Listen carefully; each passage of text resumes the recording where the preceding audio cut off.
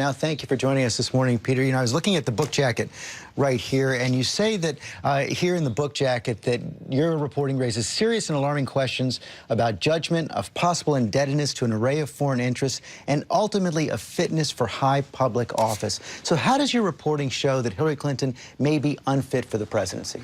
Well, I think the real question here, George, is when you ever have an issue of the flow of funds to political candidates, whether that's to their campaigns, whether that's to private foundations, whether that's to their spouse, is there evidence of a pattern of favorable decisions being made for those individuals? And I think the point that we make in the book is that there's a troubling pattern. There are dozens of examples of that occurring. Some people, I think particularly the Clinton camp, would say that these are all coincidence. I don't think when you're talking about 12 instances, you're talking coincidence. I think you're talking trend. But you take it pretty far. You write that the pattern of behavior is troubling enough to warrant further investigation by law enforcement officers. Correct. Do you have any evidence that a crime may have been committed? Well, I think it's, if you look at a couple of recent examples, for example, Governor McConnell down in Virginia, or you look at Senator Fernandez, in these cases, you didn't have evidence of a quid pro quo. What you had was funds flowing to elected officials, some of them gifts, some of them campaign contributions, and actions that were being taken by those public officials that seemed to benefit the contributors. Certainly, I think it warrants investigation. What that investigation will reveal, criminal investigation? Well, we'll see. I mean, that's what the Governor McConnell has faced, and that's what Fernandez has faced. And I think the evidence here is far more widespread in terms of repeated action than there were in those two instances. As you know, the Clinton campaign says you haven't produced a shred of evidence that there was any official action as secretary that supported the interests of donors. We've done investigative work here at ABC News, found no proof of any kind of direct action. And an independent government ethics expert, Bill Allison of the Sunline Foundation, wrote this. He said, there's no smoking gun, no evidence that she changed a policy based on donations to the foundation. No smoking gun. Is there a smoking gun? Yes, the smoking gun is in the pattern of behavior. And here's the analogy I would give you. It's a little bit like insider trading. I wrote a book on congressional insider trading a couple of years ago and talked with prosecutors. Most people that engage in criminal insider trading don't send an email that says, I've got inside information, buy this stock. The way they look at it is they look at a pattern of stock trades. If the person has access to that information and they do a series of well-timed trades, that warrants investigation. I think the same thing applies here. By the way, what's important to note is it was confirmed on Thursday, both by the New York Times and the Wall Street Journal, that there are multi-million-dollar non-disclosed donations that were made to the Clinton Foundation that were never disclosed by the Clintons. This is a direct breach of an agreement they signed with the White House. That is an issue for them, but it's not a criminal. It's not nothing that would warrant a criminal investigation. So let's look at some of the specifics behind your pattern. A lot of focus on the sale of a company, Uranium One, to a Russian company. Of course, Frank Justra, who had committed, what, $130 million pledge to the Clinton Foundation back in 2006, had an interest in this company, but he actually sold it. Well, he sold his stock, but his firm, Endeavor Financial, continued to do finance deals well after that. And the individuals involved in the book, as you probably read, there are 9, count them, 9 major contributors to the Clinton Foundation who were involved in that nuclear deal. The 2 individuals who were the financial advisors on the deal of the sale to the Russians, they're both major Clinton Foundation supporters. The chairman of that foundation, Ian Telfer, whose donations were not disclosed, Clinton Foundation contributor, and there are others. So this is not just about Frank Justra. This is multiple layers. Okay, but you didn't disclose in your book that he had sold the interest. Beyond that, this deal was approved by a board of the government called the CFIUS board. This actually chaired by the Secretary of Treasury, not the Secretary of State.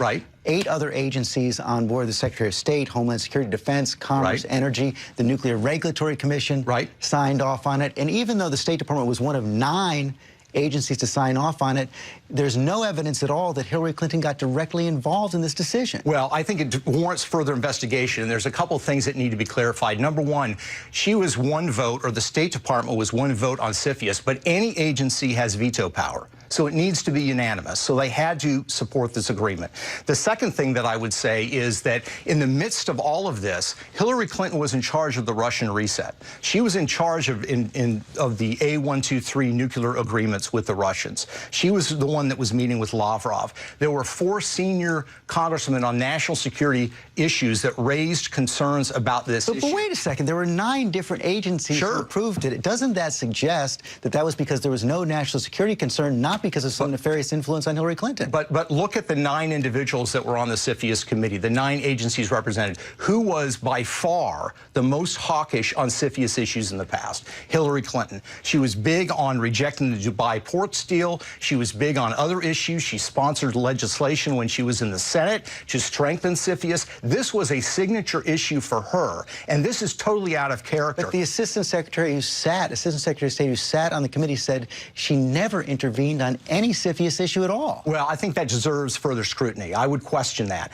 To argue that... Based on what? Based on what? Well, I think based on her track record... Do you have any evidence that she actually intervened in this issue? No, we don't have direct evidence, but it wants further investigation because, again, George, this is part of a broader pattern. You either have to come to the conclusion that these are all coincidences or something else is afoot.